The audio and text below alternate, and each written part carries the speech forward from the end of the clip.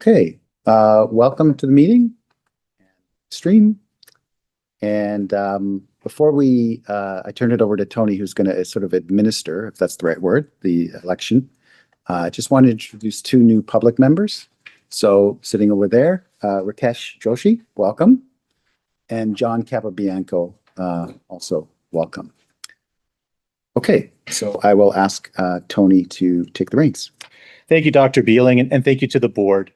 This meeting's order of business is the election of the vice chair of the college's executive committee for the remainder of the year. The college has received 2 nominations for the position of vice chair on the executive committee.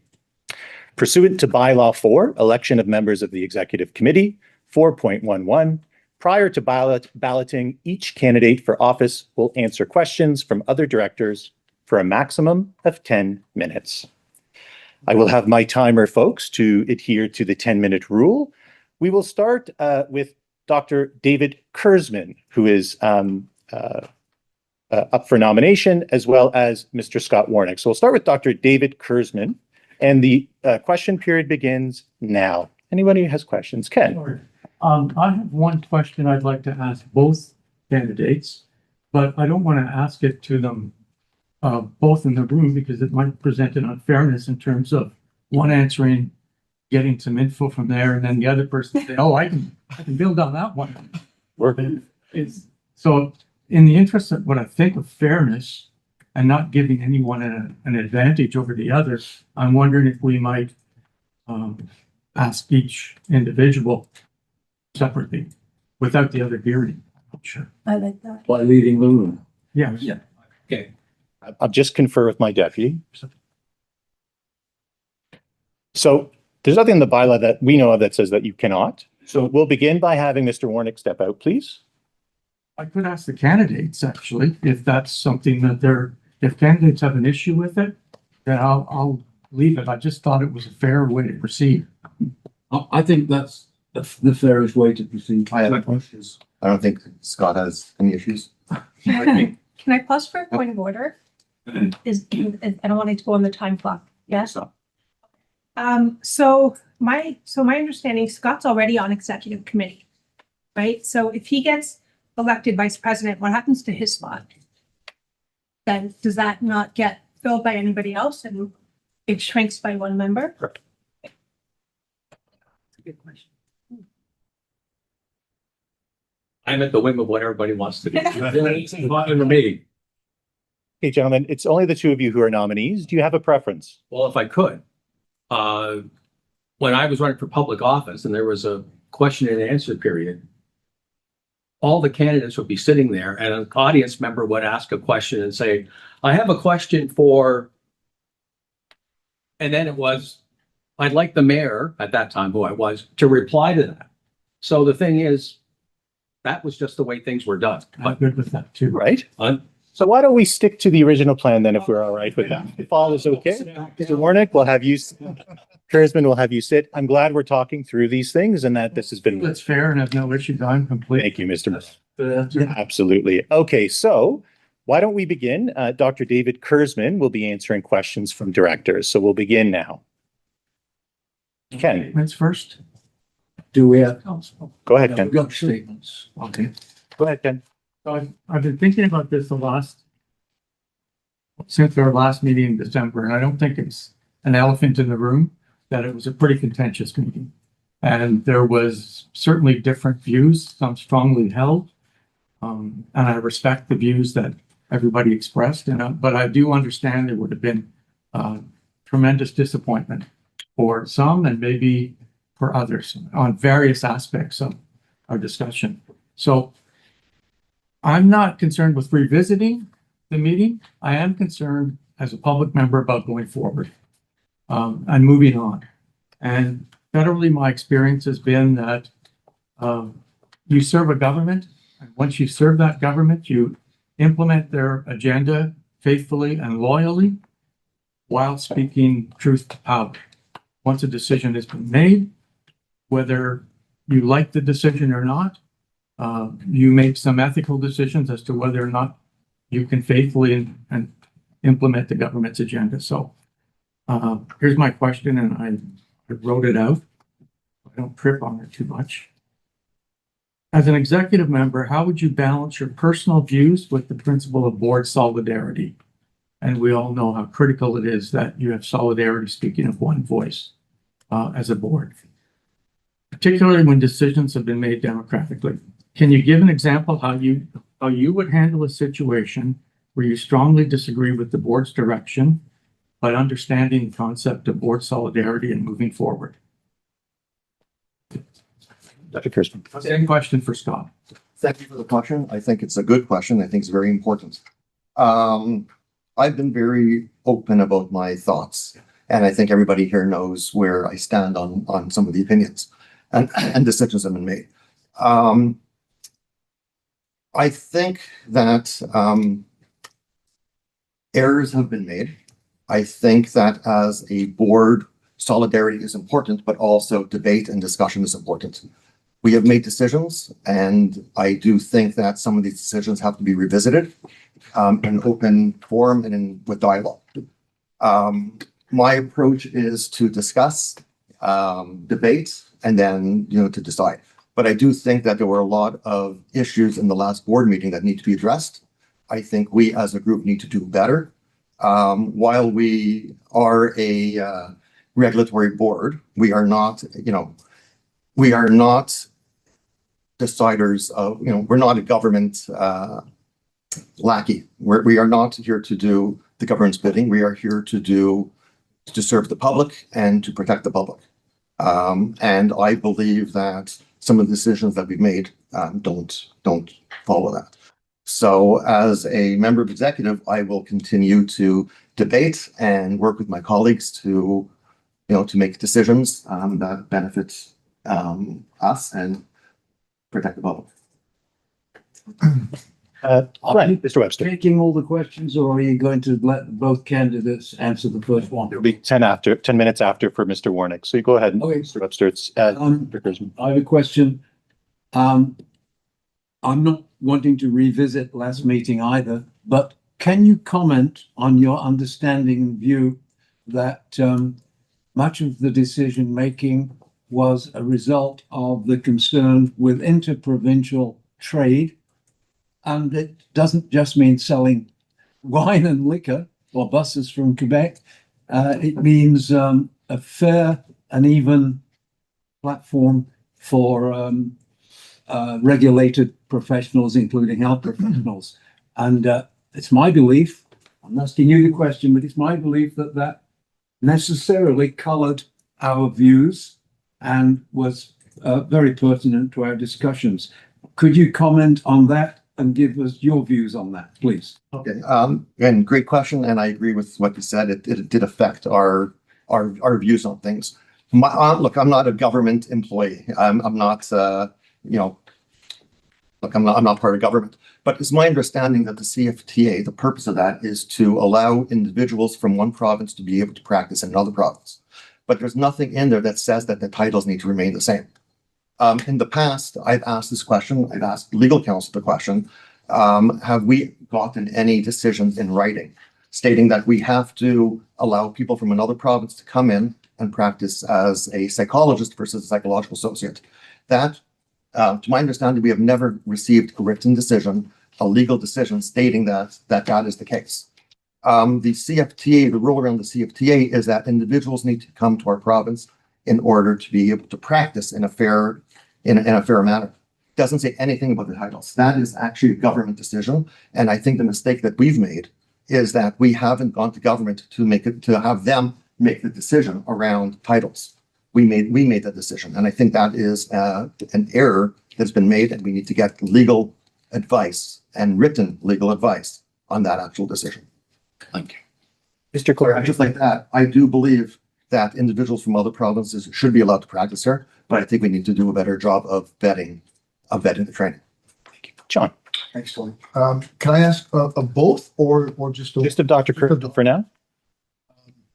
John Quebec, a new member, so I kind of wish I was at the last meeting. It sounded like a pretty rambunctious meeting, but I've served on various boards in executive committees as well as chair of boards. So the biggest thing for me on the executive committee whether or not you have a dissenting voice or a vote or not, if the majority of the board decides one way and you may be against it, Mhm. are you, and no, that's the same question as well, but are you someone that will abide by that rule, by that majority rule, or will you try to fight it even though it was fought however roughly it was within the board meeting in the confines of four walls? When you leave that board meeting, will you accept that vote, whatever it was, with it or favoring it or not favoring it? Well, I guess that's a good question, and I think you see my opinion right now. I'm going to be debating some of these issues because I don't think we did a good job. I think we have made errors, both procedurally and just with respect to providing us as a board the proper information. There's a reason why well over 1,000 psychologists in the province, plus people across the country, are against these changes that we've been making. Now, I know that there's some people that are for it, but the vast majority is against it. And these issues were not well discussed in the last board meeting. Unfortunately, the last board meeting, there was so much happening that we didn't spend enough time really discussing it. There was a public consultation, which was completely ignored and not discussed as a group. A large majority of the people in this board aren't psychologists, and I don't believe truly understand the risks, potential risks to the public that have been made with similar decisions. So, to answer your questions, am I going to fight vigorously? Yes. As a council member, I will. Once I believe that all the information has been provided and has been discussed, of course, I'll abide by the opinion, right? I'm not here to make a decision for the board. I'm here to help the board make proper decisions that I think are being done in the most ethical and meaningful way. Thank you. Complimentary, if I could. One more, yes? Understood that, and thanks for your answer, for your honesty on that. When you say that until you're satisfied, that's that's a self-arbitrary thing. So you can never be satisfied. So that means you could be fighting this until the cows come home. True. At which point do you find that, that it's been discussed and it's been, put to rest, and that you have to make a decision that either you just have to stay or not stay, but continuing to do, I'm not saying you specifically, but I'm just saying anybody running for this position, that's what I see somebody that has to, fight it rigorously, but within the walls. Once you go outside, then all of a sudden we're all compromised by that. That's my concern. So when you say when you're satisfied, I get that. That could be like months. Well, of course, it could be months.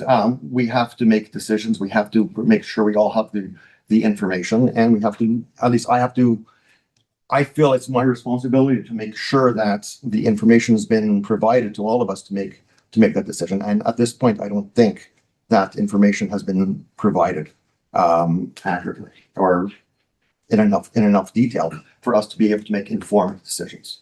So I want to know that everybody here has made a decision based on all the information that's available. Thank you, David. Appreciate that. All right, we have about 15 seconds left. In your candidate statement, you've listed about 25 years of clinical experience as a clinician. What do you feel are some of your key qualities and things that you can draw on uniquely from your experiences that you would bring to the role? So please answer the question. Take your time, Yeah, Dr. Cruz. no. The question's been entered within the time frame. Yeah, I've been a member. I've been a psychologist for quite a while. I've been on multiple boards. I feel as though I do listen to what other people say. I definitely have, passion for the field of psychology, which has served me very well, and I really feel helping people has been a big part of what I've been doing. And I feel like there is a responsibility to do my role as a council member, but also to protect the public. But I also am a firm believer that by protecting the discipline of psychology, you are protecting the public. So I feel that's where my strengths lie. Thank you, Dr. Kurzman, and thank you to the board for your questions. We're now going to shift for a 10-minute question period for Mr. Scott Warnick.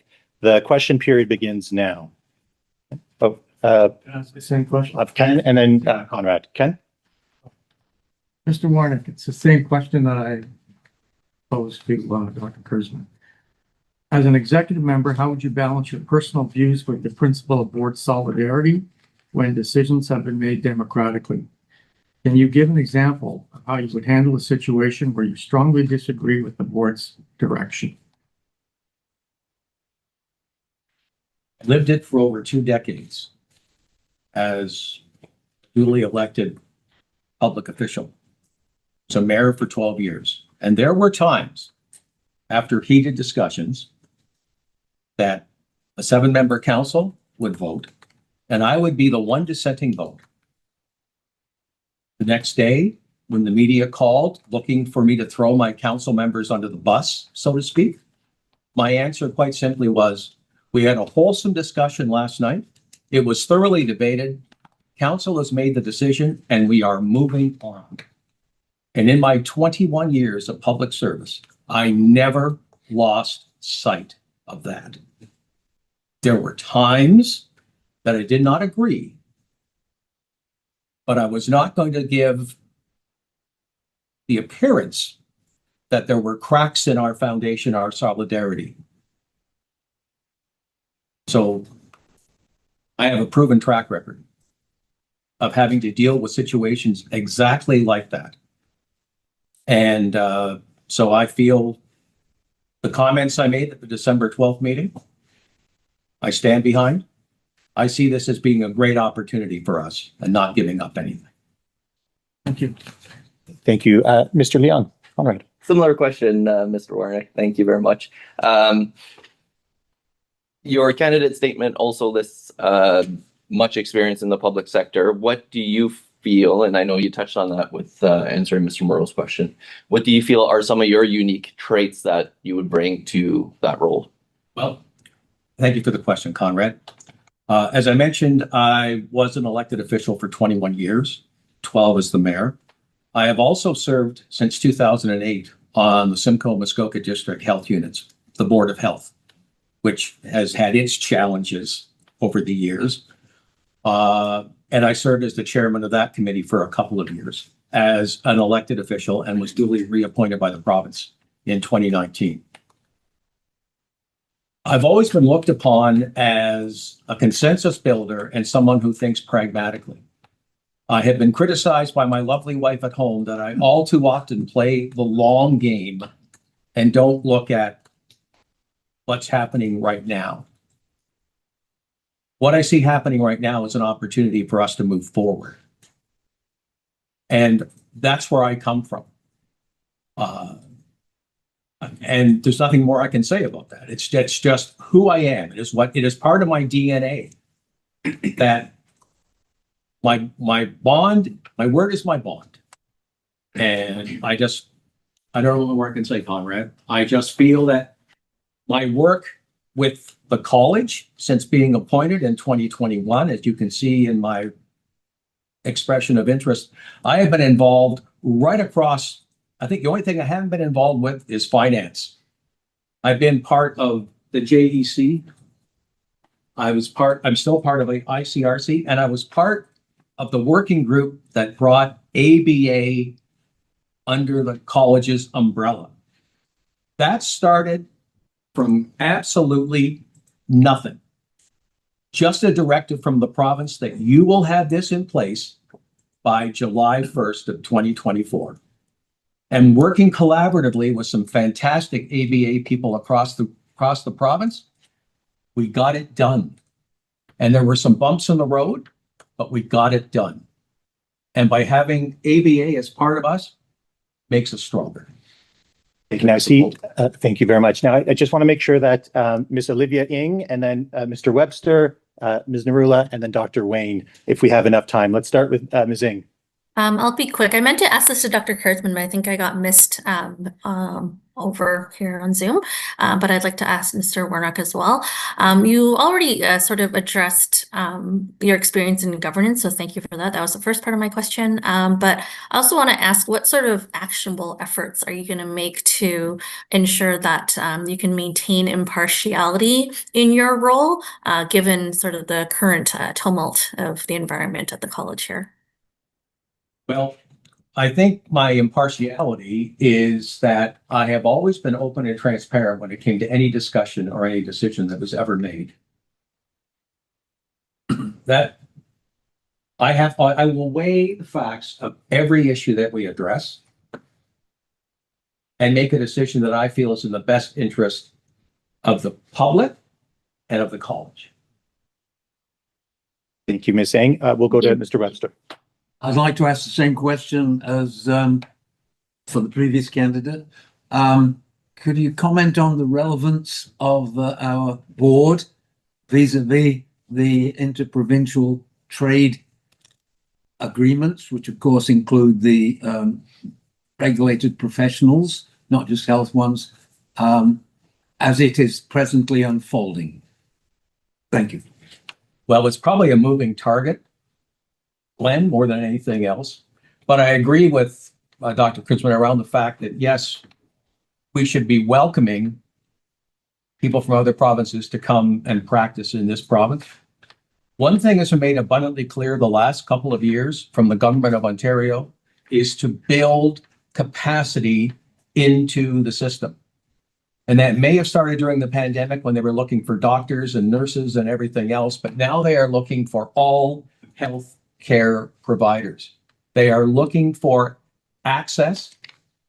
And by bringing those people in, will increase access for the public. And they have been duly trained in their other province.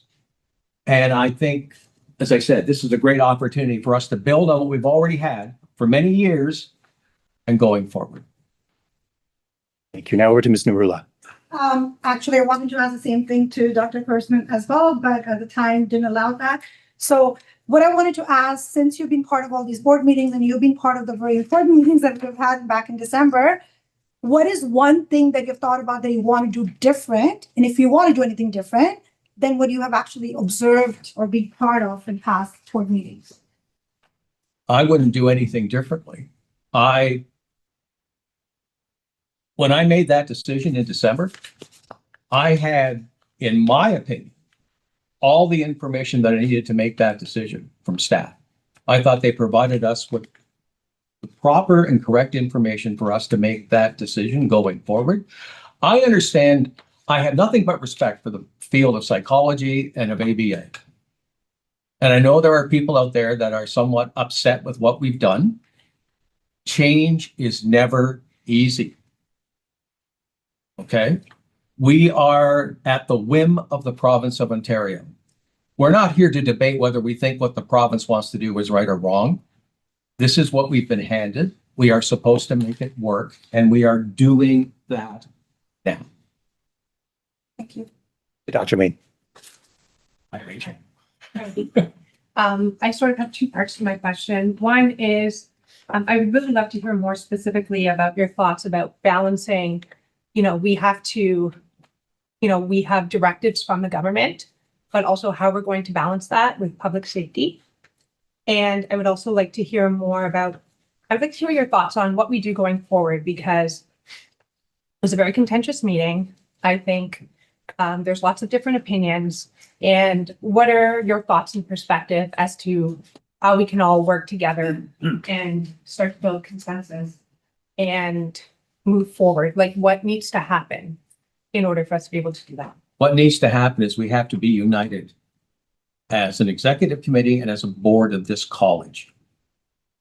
And sometimes you've got to put some water in your wine. It just may not be what you want, but you have to look at the end of the day, while I may not personally agree with something or have some concerns about where we go, if we are going to make this happen, we have to be united with one voice.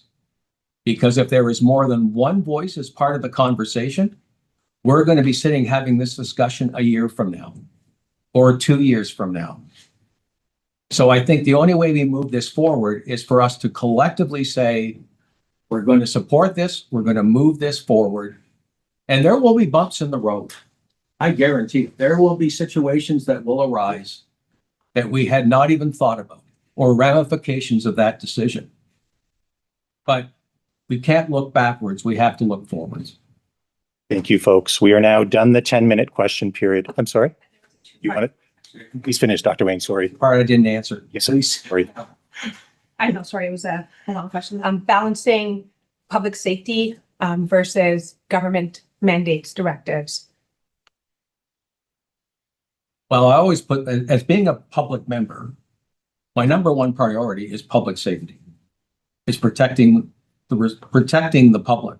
And through my work with the ICRC, and some people around this table have had an opportunity to work with on those different cases and tribunals. One thing that the psychologists that I've worked with will tell you is that I've always put the public first in all the discussions I've ever had. So if I'm dealing with a decision that meets all the standards, but I have in my gut, there is something wrong here and I want to find out more, I will ask those questions. And there have been times where actually the psychologists have agreed with me. They've looked back and said, we hadn't thought about that. So that will always be my number one priority. I am here because the province of Ontario thinks I can do the job to protect the public. And if I can't do that, then I'm simply wasting my time. Thank you for the question period. We are now going to go into recess for voting. To the folks online, please bear with us as we go into a 5-minute recess. Krista, we can do that now.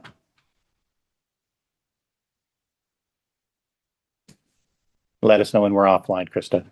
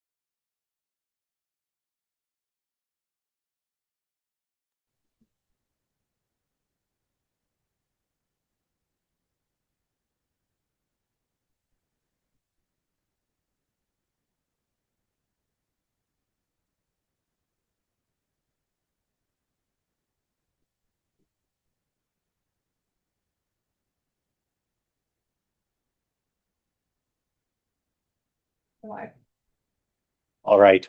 Thank you for your patience, folks, as we tabulated the vote. It's my pleasure, and I'd like to congratulate Mr. Scott Warnick as Vice Chair. I'm now going to turn the proceedings back over to the Chair, Dr. Peter Beeling, to adjourn our special board meeting. Thanks, everybody, for attending. An unusual one at an unusual time, well run. So do we need to move to call for an adjournment? You can call for it. We're going to call for an adjournment. If I could. Thank you. I will, it's only for a couple of months till the end of the term.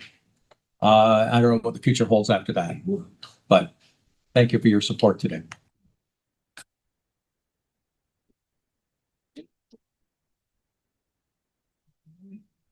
Marion moves to adjourn. Do we need a seconder? No. All in favor? We are adjourned, and I believe headed to a break. Yes. Thank you, folks. Let us know, Krista, when we are off. If we can go into mute and camera off, please, immediately. Thank you. I just